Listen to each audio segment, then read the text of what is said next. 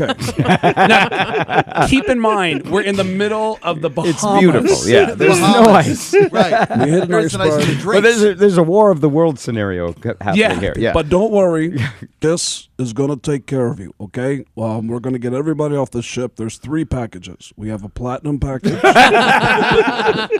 And the platinum package is we put you in a lifeboat and you get your picture taken with Kiss before you get in the lifeboat. Now, we have a diamond package where while you're floating in the Atlantic, Kiss will float by in a lifeboat and do a private acoustic show. That's for the diamond.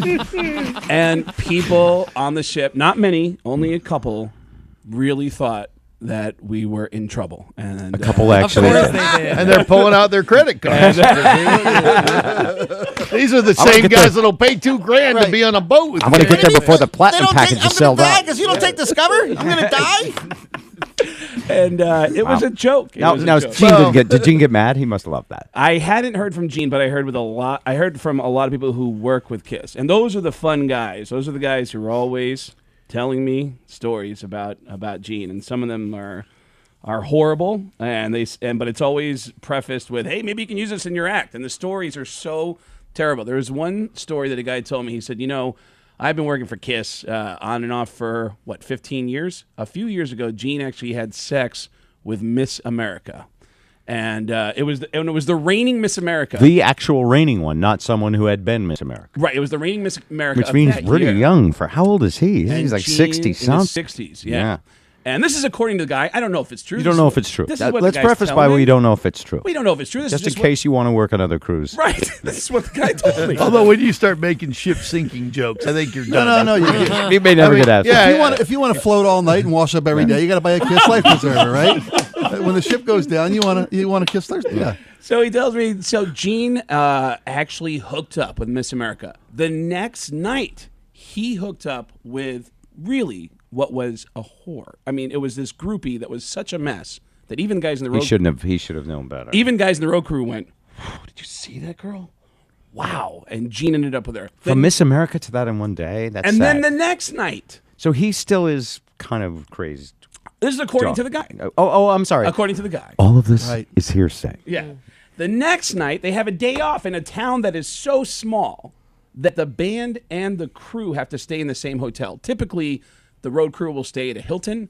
The band will stay at the Four Seasons. But this town is so small, there's only one decent hotel in town, so they're all staying in the same hotel. And the guy's telling me from his point of view, he says, I'm sitting at the bar, and I just happened to look over as Gene is walking through the lobby with this enormous girl that he's dragging through the lobby. This is the third day.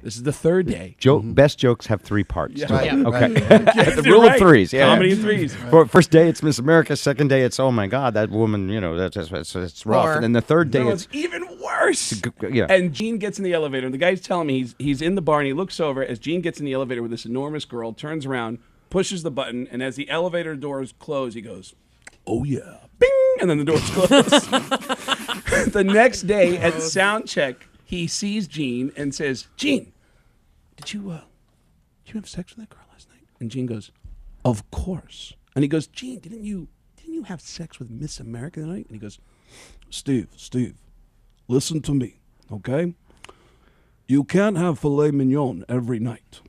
Sometimes you gotta go to McDonald's." Is that the worst story? That's awful. That is the worst story ever. Although, strangely, it's philosophical. Right, deep. It is, yes. It's quite deep. Well, call me superficial, but I don't know. I mean, I'm not an ageist. It's not an age thing. There are a lot of older men I'd make out with, and I'm not a prude. Am I right? There are older men stars you'd make out with. You're not a prude at all, no. But you would have to pay me Family Guy money to make out with you. Wait, my Family Guy money? Yes, Family Guy money. $856. I believe we get it done. Plus, man maybe there's some sort of charm about him that he just makes him a superhero, but I don't know. I've seen him. For Miss America, that is hard to understand. Yeah. Years ago, Gene came out to one of my shows and then asked me if I would like to go to a strip club with him. We went to the strip club, and it was weird. It really was like he had a magic power. He has something, right? He walks into the room, and they start playing Kiss. As soon as he walks in, like, Gene Simmons is here. They stop the song, they start playing Kiss. He sits down, and girls are hanging all over him at the strip club. And he tried to do this nice thing where he'd have a girl on his lap, and he'd see me looking pathetic at the end of the couch, like, "Go get him, Gene." And he looks at me, and like the king of the strip club, he says, "Hold on a second. Do you listen to morning radio? Do you like stand-up comedy? Guess what? This guy right here, this handsome man, is the man who does the impression of me." Isn't that something? Oh, no. And the girls would look at me and I go, "What's going on?" And they'd go, "Nothing." And I go, "That's about right." Thank you. Oh, no. Yeah. Craig Gass. Craig, at the Pantasia's coming up. Also, what are you up to now? You have a gal? Are you in Yeah, I've been dating a girl. relationship? Dating and, still? Not well, married? We break up, get back together. Break up, get back together. And right now, we are still... You're in between. Yeah. What is it with comedians? And by the way, comedians, I'm getting this sense, comedians are generally troubled and have some anger issues, just about all of them. Is that right? A lot of them do. A lot. Yeah, Not necessarily everybody. You seem, by the way, almost too well-adjusted to, like, write a big book. He's not well adjusted. I think he's pretty well-adjused. No? You think he's got a dark side? I don't think he observes other people's dark sides. I've always been grateful. And I always felt like I don't relate to other comedians. Okay, that's what I mean. Because, like, for example, Richard Jeni did our Christmas show. Did he really? And was on our show many times, and we loved him. And I couldn't understand that he had such a dark interior that he would commit suicide. Mitch Hedberg was my roommate. That was your roommate? He was my roommate in New York, yeah. My first roommate. And he sadly went downhill with heroin, but he was one of the most brilliant comedic minds. I mean, if you had that mind, wouldn't you be so thrilled that you were so clever and amazing and entertaining and could fill 50,000 people or however many people? And yet, Mitch was making $50,000 a night before he died. $50,000 a night doing stand-up. And he was one of the most likable people and was one of the most well-put-together people I'd ever met in my life. He just had this one flaw, and it killed him. And it was heroin. It was drugs, yeah. That's it. I didn't ever see him do heroin. I started hearing stories about how he was getting deeper and deeper, and I tried reaching out to him, and so did a lot of other people. Did you read Artie Lang's book? Yeah, I'm mentioned in Artie's book.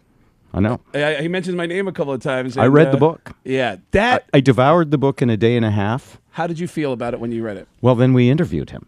Oh, my God. And I don't know how to feel. I'm worried about him. I'm worried. You know what? I'm still worried about him. I walked away thinking this guy still needs help. That's what I felt. I don't know if I should be saying that on the air, but I mean, I've been around him. He's better now than he has been in years past. I actually thought, like, when we interviewed him, that I would say to Eric, "Well, give him my phone number," but he already has Bruce Springsteen's phone number, so yeah, there's nothing I could say. Yeah, we actually, the night that he talks about hanging out with me at Saturday Night Live, we had a really heavy discussion, and I remember saying, like, dude, it's there's a better way, and he's like, I know, but Why don't you call him as Al Pacino and give him a sobriety talk? Artie, go to a meeting. That might be what he needs. It is so great to see you. Yeah. Craig Gass, we're coming up on a hard break. Thank you. It's great to see Mom, Dad, everybody. Is everybody listening? And no, you are my parents. Oh, we're your parents. You are my because your my parents family's dead. couldn't be listening. Mom! That was such a softball. All right. But you have friends listening? Are your parents listening? No, By the way, they're deaf. You have many friends on the text. That's crazy. This guy, Craig Gass, is the best stand-up comedian, intern Seattle native you have ever had on. Oh, Right, and that's a high bar. When is he coming to Right. town? Pantasia's Theater, January 12th? Saturday, January 18th. 18th, sorry. Information is at getgas.com. Getgas with 2 S's.com. By the way, someone else, lots of other people, I hope you play Craig the new Seahawks song. Oh, we did that. Okay, that's good. Can we hear Craig? Someone missed part of the interview. Yes, we'll podcast it. My dream job would be voice work. Can you ask Craig, how do I get started? P.S. When is he returning to Dave's in Milton? Well, before you answer, can I say this? if you're in Milton, you're in the right place, right? Yeah. That's where you should be. Absolutely. I love Dave's Milton. That's where I filmed the comedy special called The Worst Comedy Show Ever. And getting into voice work was an accident for me. This is what I found. I listened to Bob Rivers, and I love the show. And I found that it's surprising. And Spike told me later, he confirmed this. He said, everybody's always looking for content. If you have an idea, offer it up for free. Just offer your services to somebody. You'd be surprised how many people are looking for content. Is that okay that I said that on the air? No, it's good. Okay, Very good. yeah. If you have ideas, In other words, you call us with ideas for Twisted Tunes. You worked as an intern on the show. You shoved jokes our way, and you were funny. Yeah. Well, and Spike started out the same way 20-something years ago. 25 years Spike ago. wrote a bunch of Twisted Tunes, and I moved out here, and I said, I'm going to bring this guy with me. One of the greatest stories I've ever heard. Spike was an angry listener, right? Isn't He that was a Still complaint am. caller. I hate this show. He still can't stand me, by the way. awful. But now he has some say in the matter. I love it, and I'm grateful to be back here. You guys really have taught me a lot, and you gave me my first break. And without this, none of the rest of the stuff would have lined up. I'm grateful for that. By the way, once again at the Pantages Theater, special guest opening act John Moffat, who I think is going to kill on January 18th at the Pantages. Ex-Seahawk John Moffat, Craig Gass. All the information at bobrivers.com. All the best, Craig. Thank you.